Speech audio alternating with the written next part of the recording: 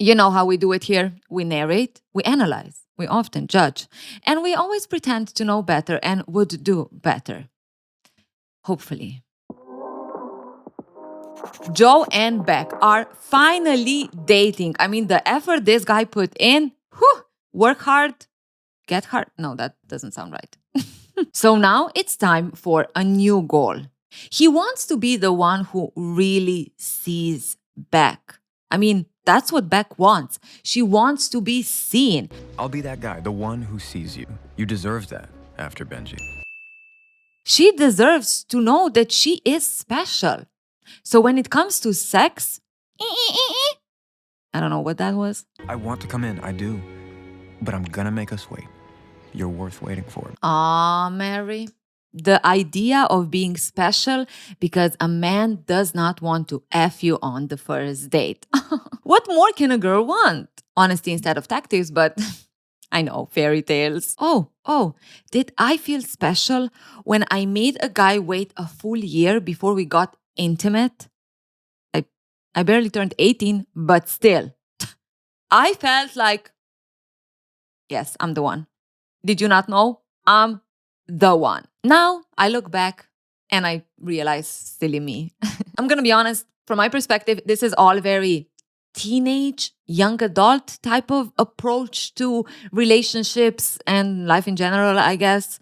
You know, the two extremes. On one side, it's like, oh, you need to be very quick in being intimate with someone, otherwise they're going to lose interest in you. I've talked about this, how I had literal friends who men told them that, and suddenly, you know, that's the holy grail, right? You can't wait too long because otherwise you are going to lose the majesty. And then on the other side, if you keep it close, if you protect your flower, it means something. It means that you are better than all of these other bitches. Now, please tell me I wasn't the only one thinking like that. Oh, people, we grow, we learn, and we grow. I would say it comes down to what do you actually want and not what does it represent. Okay? Joe here is doing exactly what I would not do, attach value to how fast do we get intimate, because he's thinking like, if I wait, I'm going to show how good of a guy I am, or she's going to see how special I am, right? I'm not going to rush it. And maybe it also comes from a lot of, movies and TV shows, or even dating advice, I guess. If you sleep with a guy on a first date, you are not a high value woman. If a guy wants to be with you on a first date, like be intimate, then he's not the right man. He's just looking for one thing. Joe will wait. I'm not saying if a guy is waiting that he's probably a serial killer. But what I am saying, don't attach value to who the person is based on how quickly they want to do some things, right? From my experience, just because a guy waited longer, for me, that meant that this person is the right person to invest in. I should do everything for us to be together and blah, blah, blah, without really understanding, okay, but how do we actually match?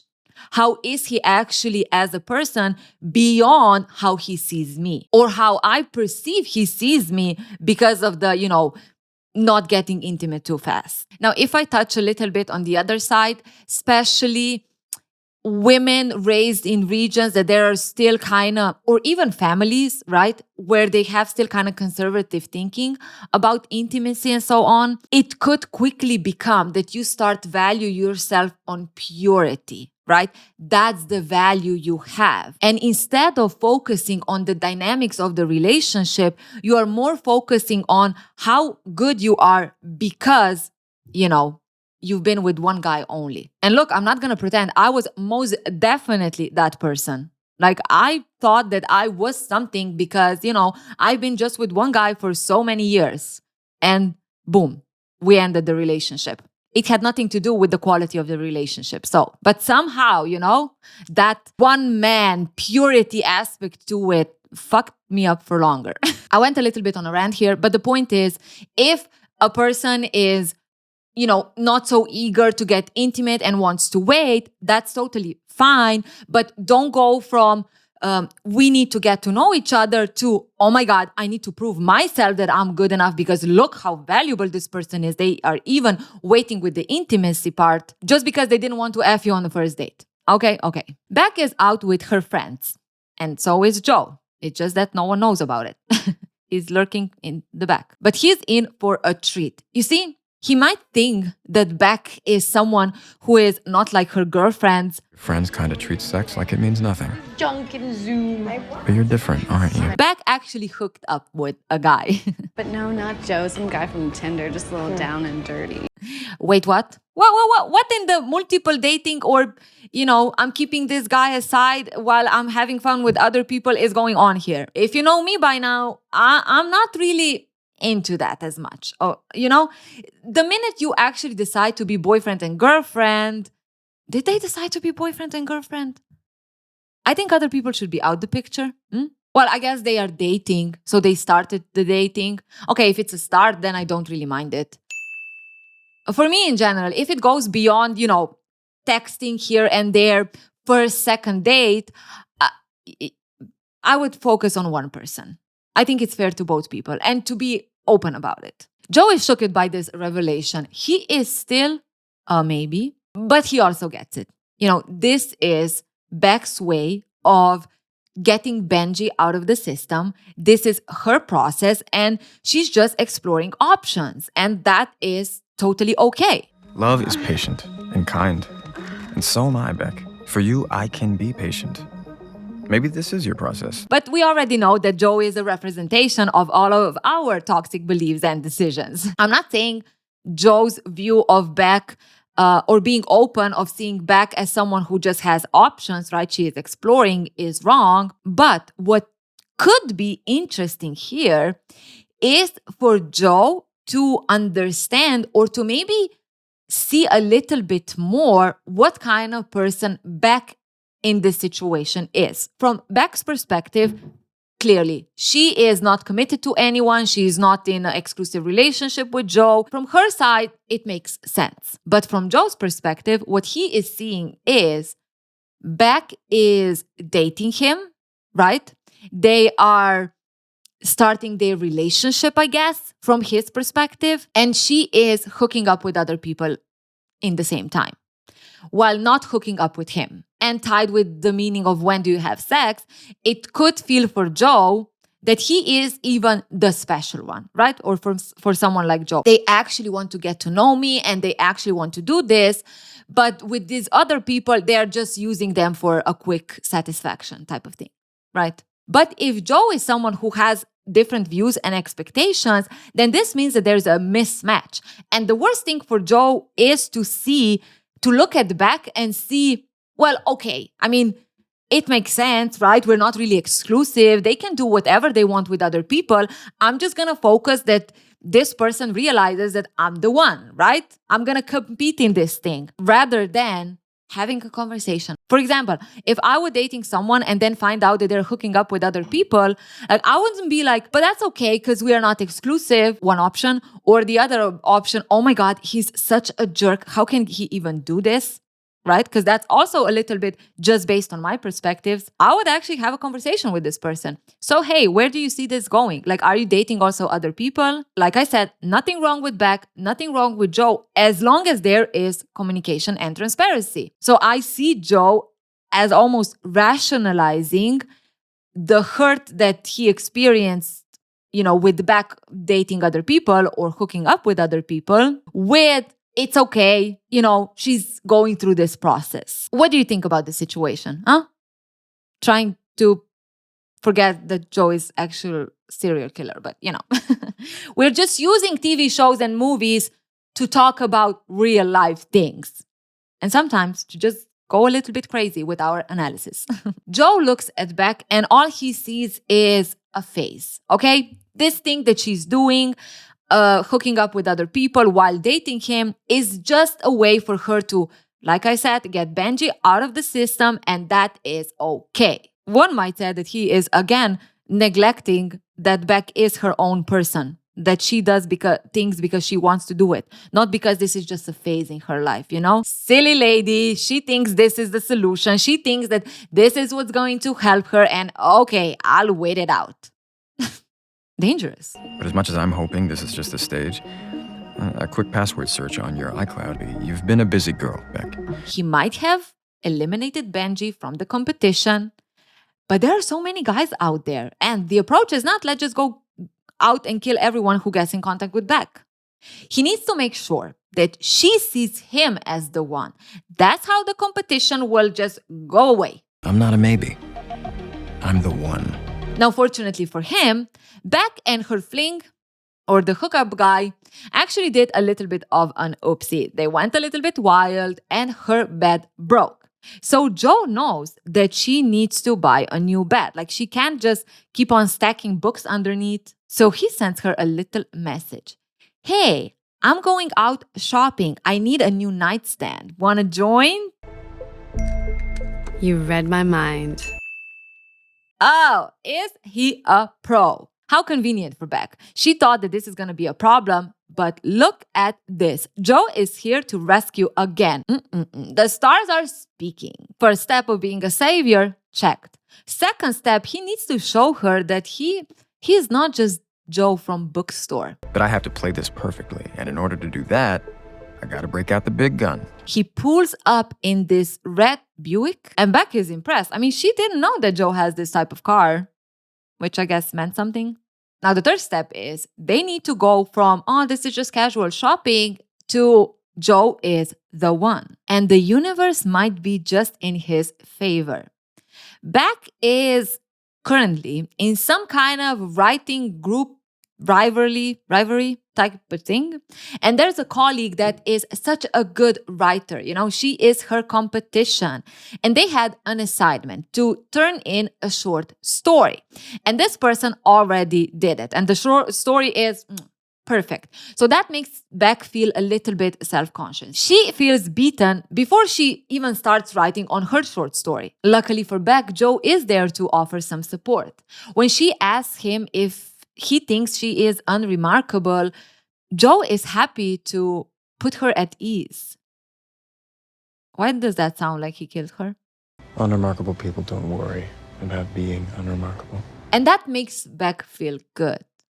That makes Beck feel especially good. They start passionately kissing in this furniture store. And Joe is ready to go biz down on her. Yeah, you heard me. In a furniture store. He's just like, oh my God, this is our movie moment when we do this crazy thing in public, and this is true love. What? I thought... Obviously, Beck freaks out because what the fuck is he doing in public here?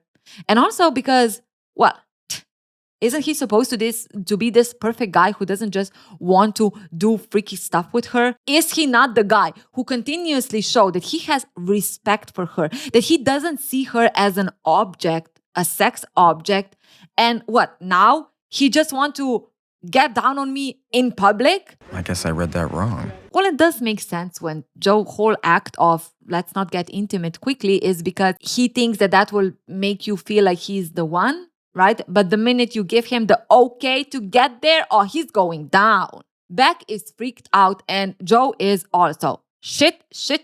What did he just do? He's confused. He thought that she wanted it. That's why he did it. They are back at Beck's place and they're setting up the bed. And Beck actually apologizes to Joe. She apologizes for flipping the way she did. And the reason is that she does not want for Joe to think of her like that, to treat her like that. I like you, Joe. Like, actually, like. She started talking about her childhood, how her dad was an addict, and it was scary. It was hard. There were also good days. She would wake up to the smell of fresh pancakes he was making, how he would scoop the batter with this red paddle, and Joe knows about this paddle.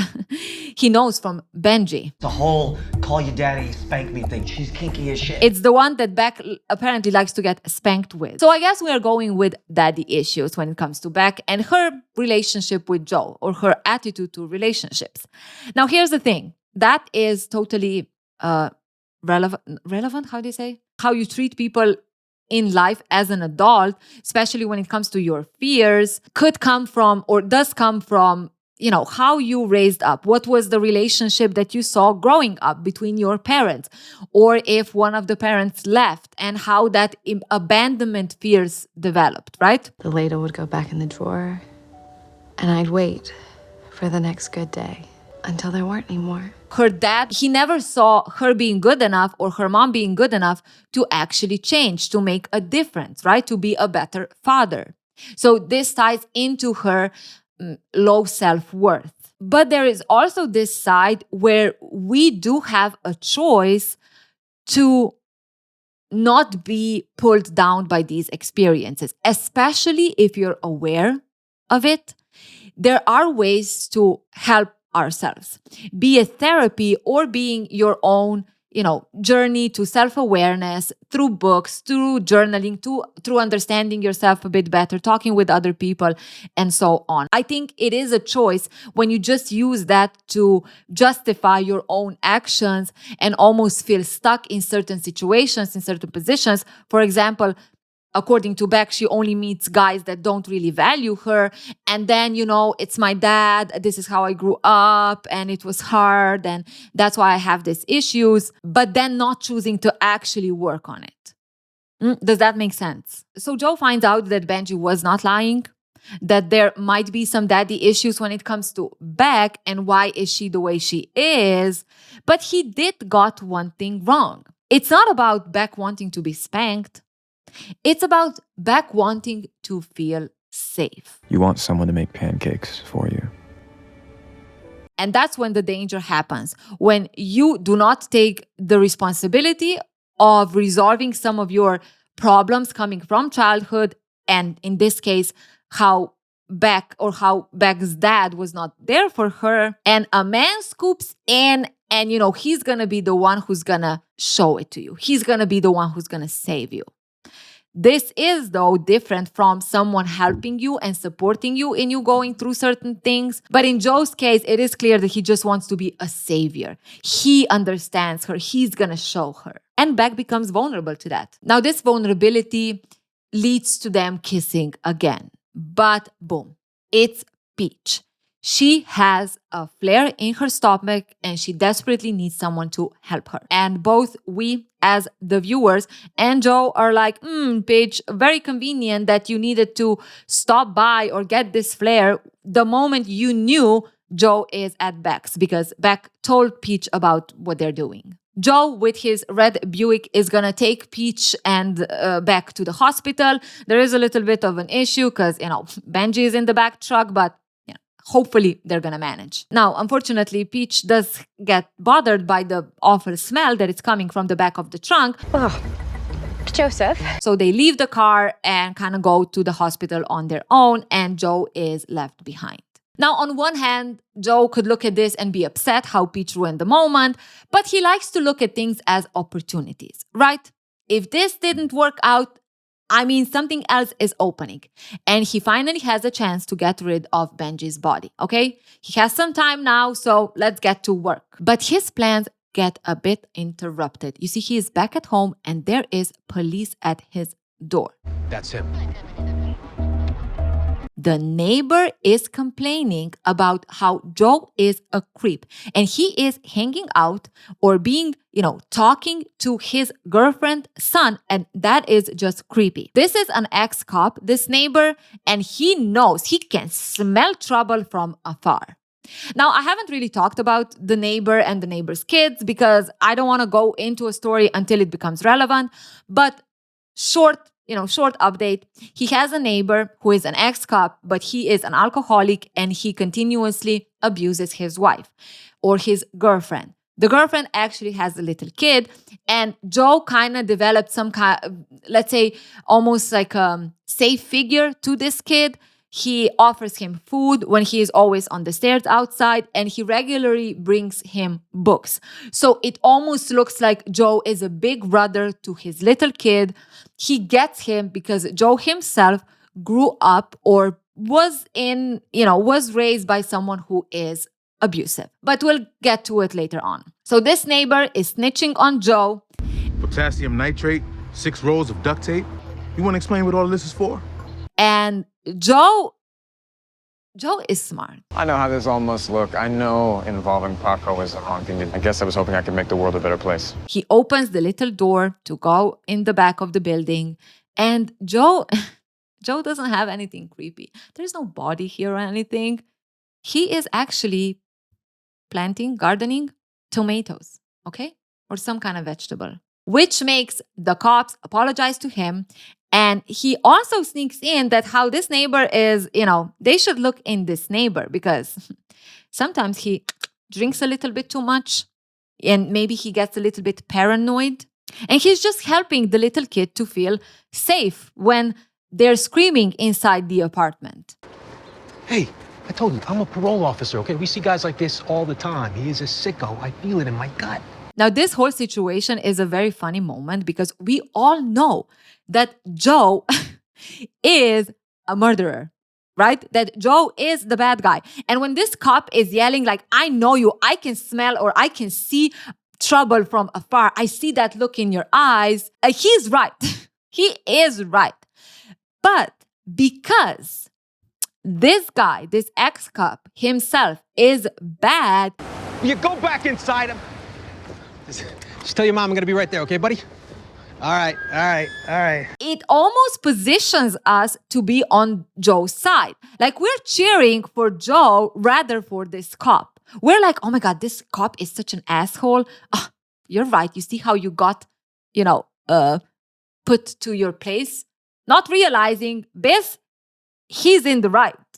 The cop is in the right. Joe is a creep. Just because someone has their own shadows, it does not mean if they point at someone else saying, look, I think this person is suspicious, that there's not something there, right?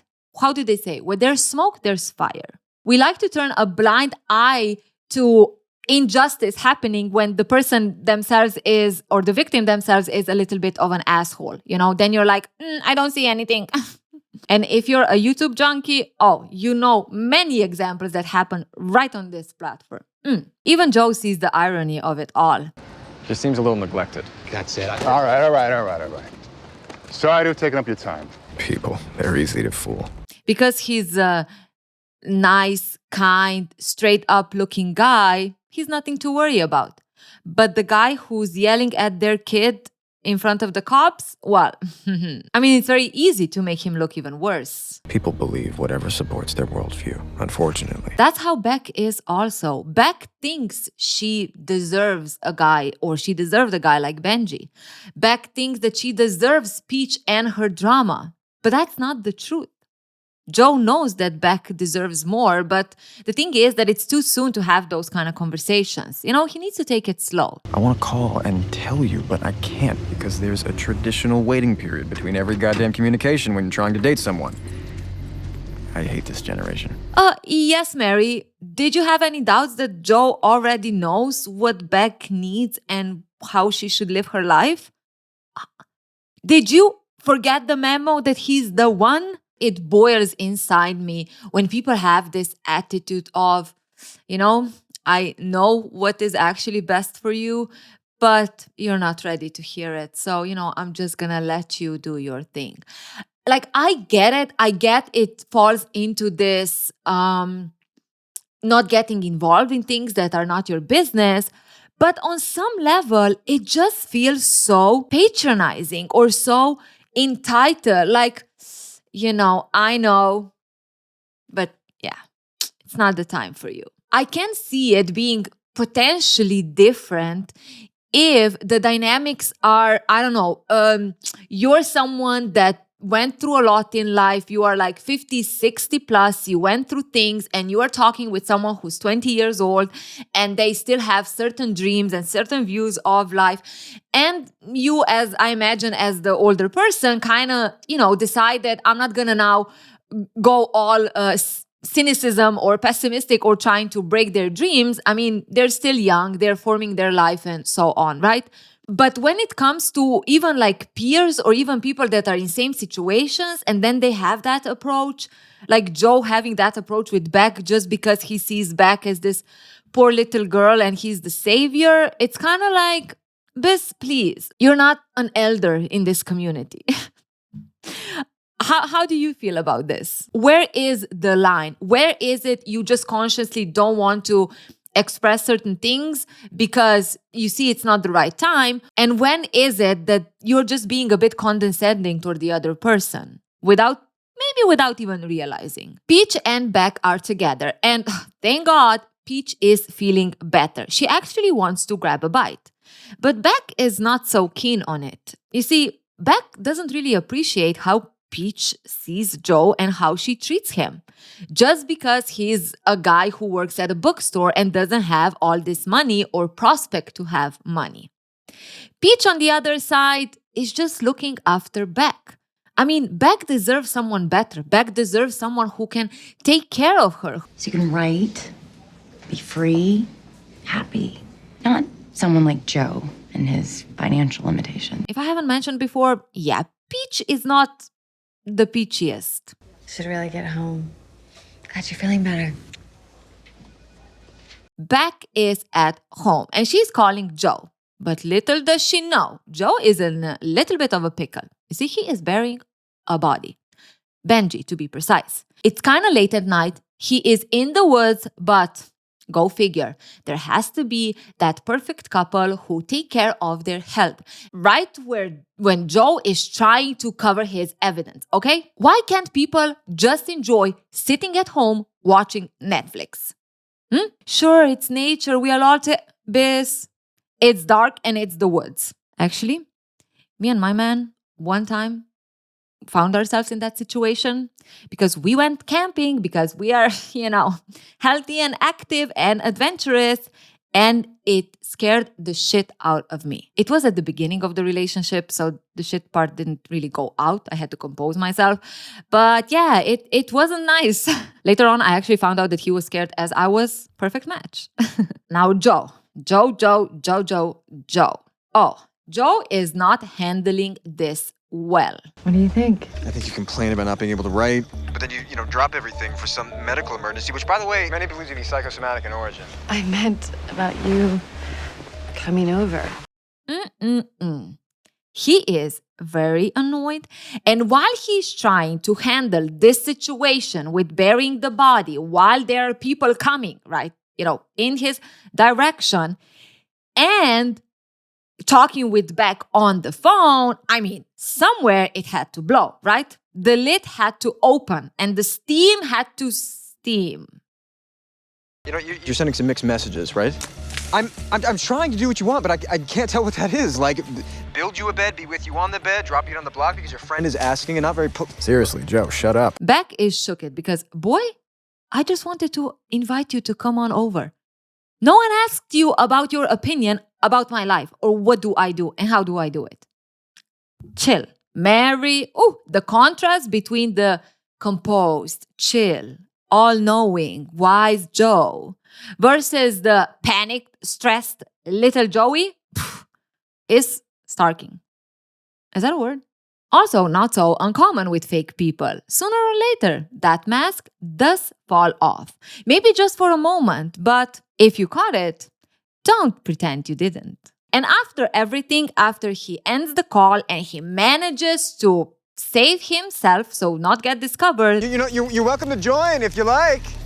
Please say no. Please say no. It kind of hits him. Damn. Did I just destroy everything with only one phone call? Boom. The same way he fell in love with Beck at the first sight, is this the speed he also destroyed it all? Was all this for nothing? Joe is trying to reach Beck, but boom, straight to the voicemail. And it sucks because he already pictured how they're gonna have kids together, how their kids won't be glued to the iPads and they're gonna crush it together. They're gonna be the best parents and they're gonna have the best kids. It was not supposed to end like this. But to his surprise, people, Beck actually thinks he is right. Yes.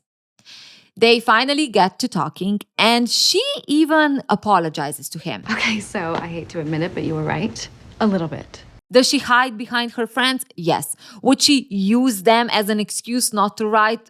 Yes. At this point, she would use anything not to write because she is afraid of failure. Actually relatable. And if she is sending him mixed signals, well, she's sending it because she doesn't really know who she is. I don't know who I am. So how am I supposed to know what I want? So here's the thing. Beck, from my understanding, is in her late 20s, I think, right? And it's okay. You know, many of us figured out who we are in our 30s and then kind of lose ourselves every now and then and resurface, right? It's pretty normal. But what I don't get is, why would Beck explain that or say that to Joe, to someone who she just started dating? How lost she is, how she doesn't know, and blah, blah, blah. There's a couple of things that are going on here, but the first thing that I want to mention is this idea, if someone calls you out, then you almost really see them as the real authentic thing that will support you and help you. So you should just even more reveal yourself and lean into them. But the fact that she does potentially see it that way, that she does lean to him and exposes herself so early on of knowing him, could again show and confirm this idea that Beck does have so low self-worth, and she's almost searching for someone on the outside to guide her. So she has very little trust in actually knowing what she wants to do and how to do it. And instead of working on that, on strengthening that trust with herself, she is desperate for someone on the outside kind of tell her what is right and what is not right. The second way we could look at the situation is that Beck is using her vulnerability to get a pass. You know, she might be aware that she's not treating Joe the best way, and him calling her out on that could be almost like, oh shit, I got exposed, I got discovered, man, I'm really a bad person. So let me just share with him, like, why am I like that, right? It's not that I don't like him or something, but it's just, I'm a little bit lost right now. It can happen that people intentionally or not intentionally, like they're not aware of it, use their struggles and their vulnerability even to make that other person stay. It's almost like this idea, if I'm going to share why am I fucked up, then they won't leave. They will be sorry for me. They will understand me and they will try to help me. And that could be okay. If you are in a relationship for some time and maybe you're struggling how to figure shit out, then it is fair that you share that with your partner. Not it's fair, you should share that with your partner and you kind of figure things out together. But if there is no attempt to actually figure shit out, right? If Beck is someone who just say, I'm lost and that's it, then I would be a little bit more, careful with my energy and my investment in someone who knows what are their problems, but they never actually address it or try to fix it. I would expect that if Beck is so lost and so confused of who she is and what she wants, that she would figure that shit on her own. But that's the thing. When you are used to be maybe codependent and having other people around you kind of, guide you, or you can use them for your own shortcomings, it's easy to fall into doing it again with just another person, rather than accepting, let me just be with myself and try to figure my shit out. There is another risk here, though.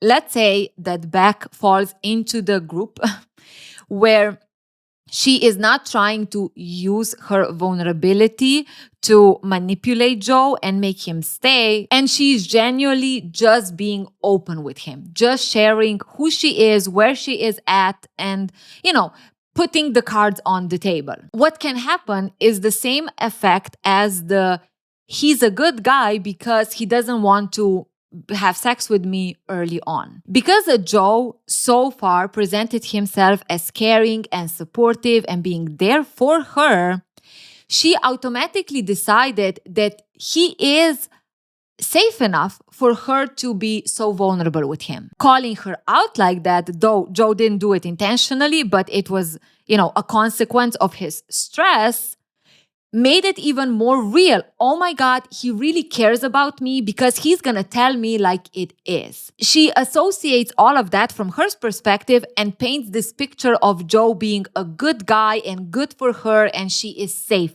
around him. Not knowing that he, in this case, is a serial killer, which obviously it's show an extreme. But I think that can also happen in normal day-to-day life and day-to-day dating and relationship and so on, when instead of actually, again, I've said it so many times, get to know this other person, because of your own insecurities or because of your own struggles and this person just being there, you just kind of decide, you create this bias where, okay, this person is good and I'm safe around them. Does that make sense? The reality is Joe slipped, okay? He slipped. He was never intentional on calling her out or putting her on the spot of how he actually feels. For him, that was a mistake, But because Beck is only looking at it from her perspective, for her, Joe is the right guy and transparent and honest and someone she should trust. People, vulnerability is very important and key to having good relationships, but also time and place, okay? Don't let vulnerability become just another layer of rose-golded glasses. He's looking at her and she's everything to him right now. He is a bit surprised when Beck herself calls him out a little bit. You see, she doesn't really know who Joe is. He is also very confusing. I mean, he's this nice guy. He presented himself as, treating women right and treating Beck right. But then the next second, he's trying to get down on her in a furniture store. And who are you? Yes, ladies and gentlemen, that could be the sign. The contradicting behavior of it all. How can be one thing or present yourself in one thing and the next second you are something totally different? It's that mask. It slips and you see the real person. But sometimes it's easier to say, oh, this is just, maybe bad moments, than seeing the situation for what it really is. Huh? Joe seems to be pleased. Beck really wants to know him. You want to know me, Beck? I'll show you exactly who I am. And he takes her down to the most special place in his life, the basement. Or for Beck, the place where he stores the most precious books, the collectibles. Mary, baby steps. She doesn't need to know right now what this is actually used for, okay? And here's the thing. She can stop by Joe's place anytime. And she can also meet his friends. But the thing is that if she really wants to know him and what is really him is this place, is this basement, are these books here? These books are more alive, more worthy than most people I know. You want to know who I am? This is it. And Beck is impressed. I mean, he showed her the most important thing in his life, which I guess is more important than the fact if he has any friends or family. Look, I know that today there is a lot of I have no friends video, and that is something that it's very difficult. The thing is that it became difficult, okay? We became a bit too comfortable in the passive activity, aka I'm socializing with watching TV online, And we're losing more and more the skills of actual real life interactions. So I can understand that can happen. But also, man, if you really, really don't have any friends or any family members, maybe I'm wrong, but I would say that is a bit worrying. It could be that you have friends and you're not in touch with anymore. But if you really say that, if you never meet anyone around your partner that has like their friends, his family or anything, I don't know. I'm not saying you should ditch the person, not at all, but I would be more attentive to the general interactions that we have and how do we click together. Beck, on the other hand, is convinced with the fact that Joe let her in a little bit, that she totally ignores the fact that what he let her in is, again, something very solitude-like. If you think about it, it actually doesn't show anything about his life. It just shows that he, likes books? I don't know. Also, if someone tells me that the books are more worthy than any people they ever met or know, I'd be sus. Okay, I would be like, Biz, what kind of interactions do you have? The whole point of him defining what is worthy and not worthy, isn't that a little bit worrying? Like I always say, do not get blinded by nothing, okay? Also, Joe could be vulnerable himself right now if that was the case, that he just, it's difficult to form friends. It's difficult to find friends because he's working a lot or this and that. That would be a real moment and who he really is. But Joe is what Joe shows us. He doesn't have any friends. He doesn't have any family. And he is playing a role he thinks Beck would like. Period. Now, all of this restores faith in the epic love story Joe knows he and Beck are fated to have. You see, Beck decided to go off Tinder. That's it. I am officially out of the Tinder business. Bravo, honey. Now, Peach agrees. Whatever is good for Beck. Maybe Beck needs a simple life. Maybe, Joe is a simple guy and that's exactly what's good for Beck.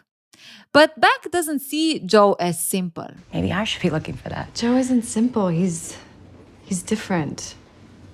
Complicated. Joe is trouble.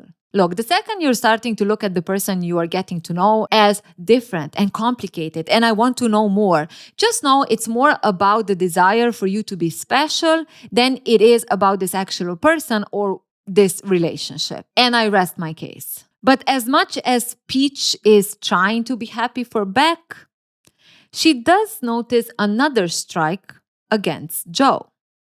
You see, the book, The Ozma of Oz, is missing. And she knows exactly who was standing there not long ago. It was Joe. Joe, on the other hand, is ecstatic. He saw that Beck deleted Tinder because, he has a copy of her phone. And when she asked him to come over, he knew that this was it. Tonight I show you.